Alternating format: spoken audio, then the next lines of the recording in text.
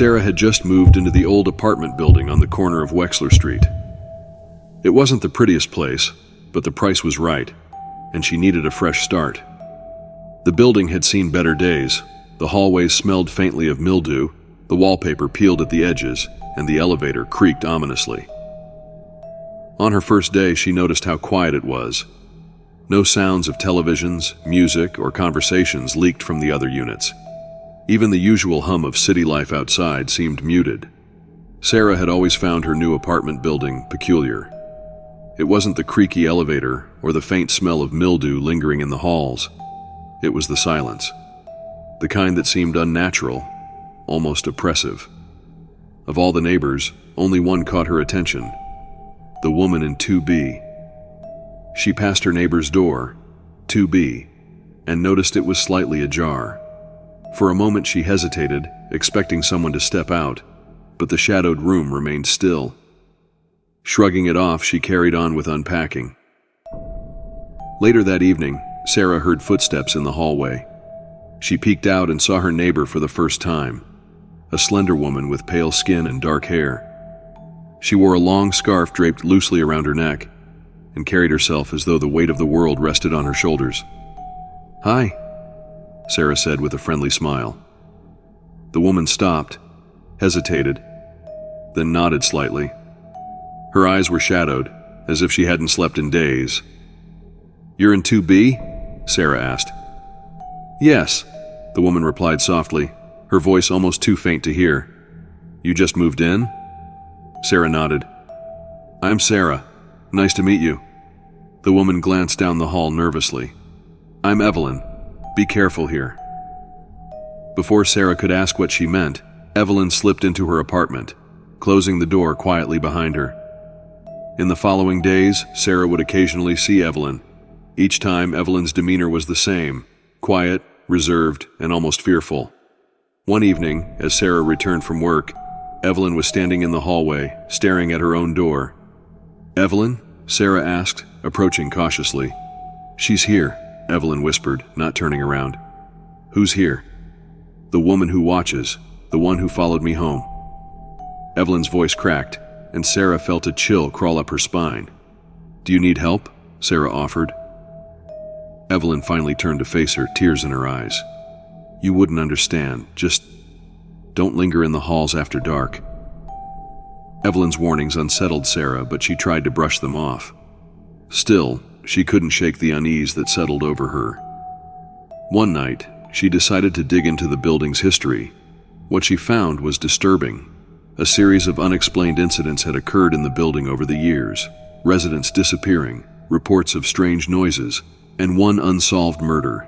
Evelyn Walker, the tenant of 2B, found strangled in her apartment 10 years ago. Her photo in the article was unmistakable. It was the same woman Sarah had been speaking to. The next day, Sarah knocked on Evelyn's door. After a long pause, it creaked open. Evelyn stood there, her scarf tightly wound around her neck. "I know," Sarah blurted out. "I read about what happened to you." Evelyn's expression softened. "You're the first to believe me." She stepped aside, motioning for Sarah to enter. The apartment was cold, far colder than it should have been. Sarah noticed the rocking chair in the corner, gently moving despite the still air. "Why are you still here?"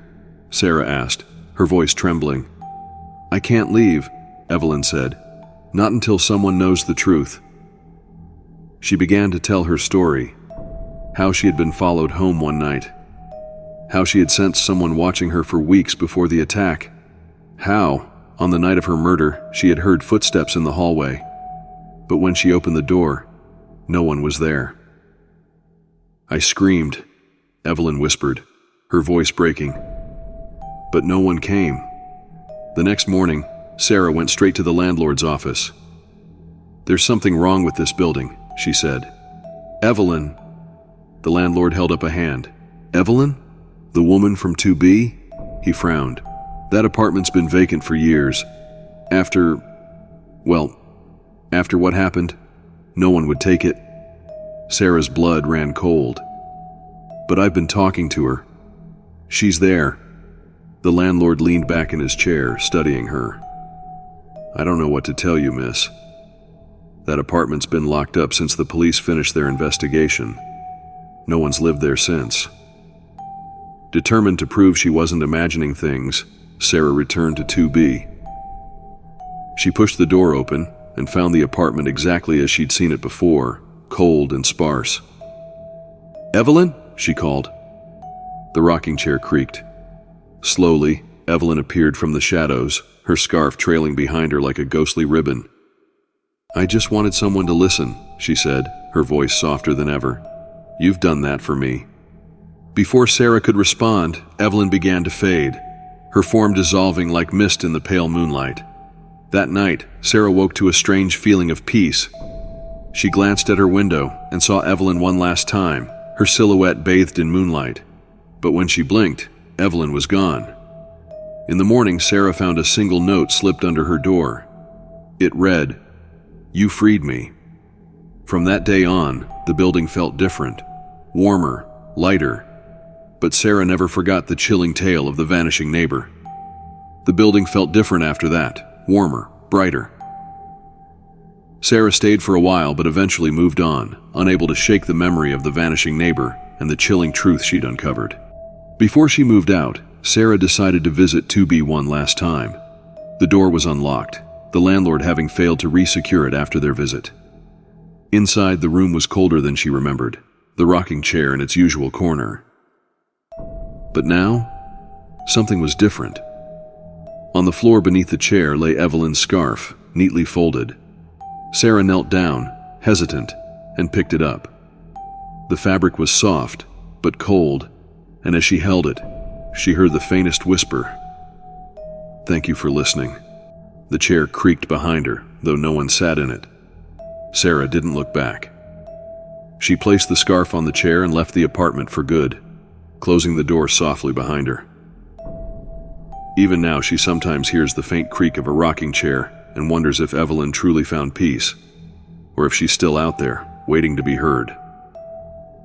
Sarah moved out a week later, but she could never fully escape what had happened.